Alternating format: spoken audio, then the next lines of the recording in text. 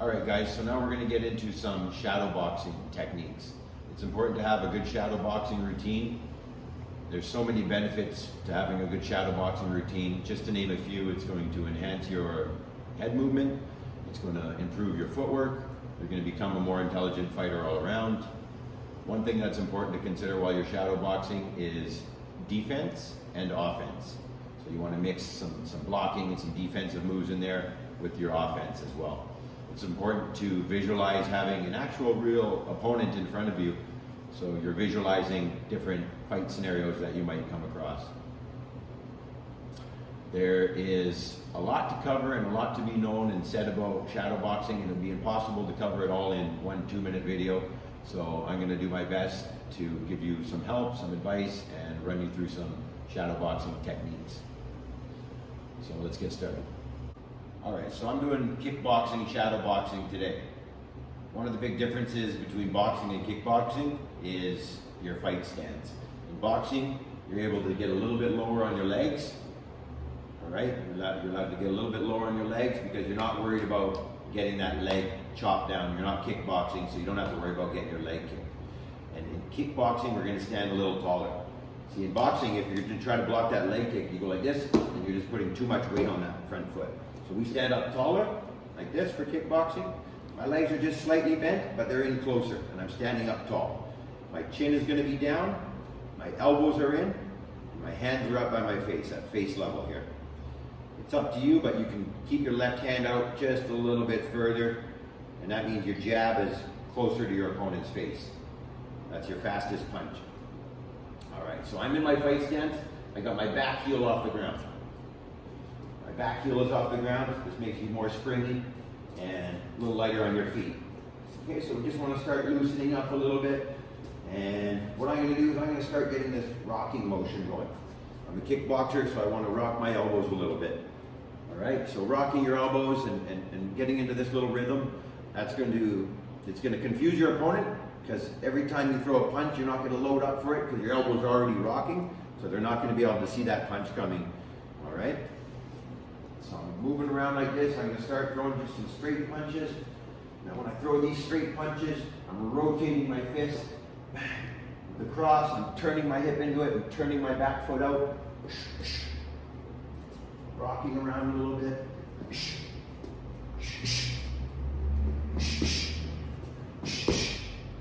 I'm going to work some angles in there.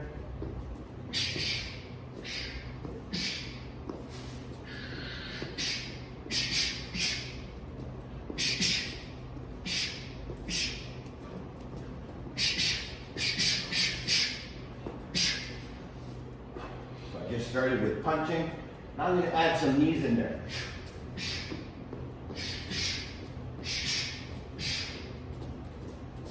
Point your toe down when you do that knee, and just lean back a little bit. Drive your knee right forward.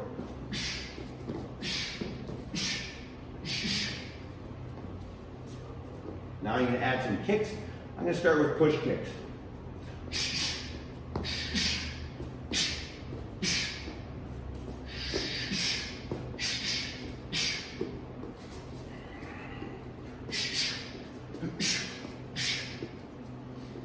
Chin is down, my elbows are in.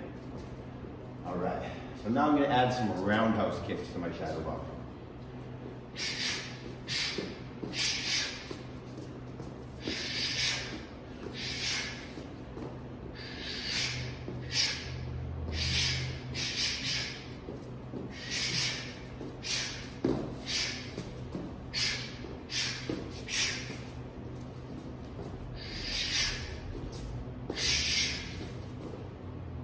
Right? Now it's time to add some defense into my shadow boxing. So we're going to do lots of blocks.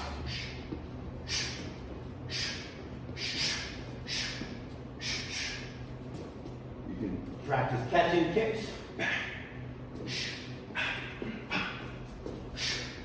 You can practice parrying. You can practice your slipping, rolling. Your angles. Now you're putting all this stuff together.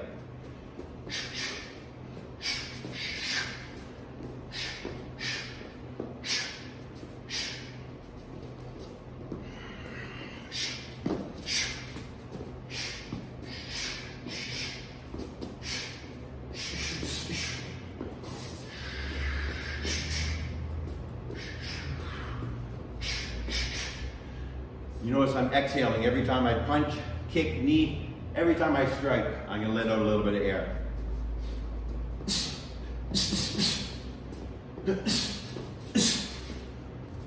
Even when I block, I breathe.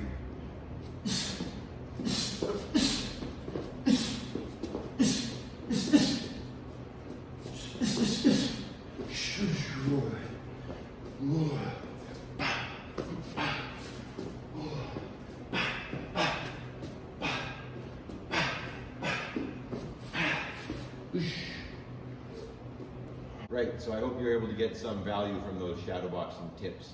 Next video, I'm going to focus on changing levels. So we're going to strike the head, we strike the legs, we strike the body, and that makes your opponent drop his hands or brings his hands up and he leaves a different part of his body open. And it confuses your opponent when they don't know where the strikes are coming from. So we're going to change levels on the next video. The nice thing about shadowboxing is you don't need a lot of area, you don't need a lot of square footage. All you need is maybe 10 feet by 10 feet square, and that gives you enough room to move around. You can do it in your bedroom, you can do it in your living room, you can do it on your deck, you can do it in your backyard, wherever you have that space available. So I hope this helps today, guys, and we'll see you on the next video.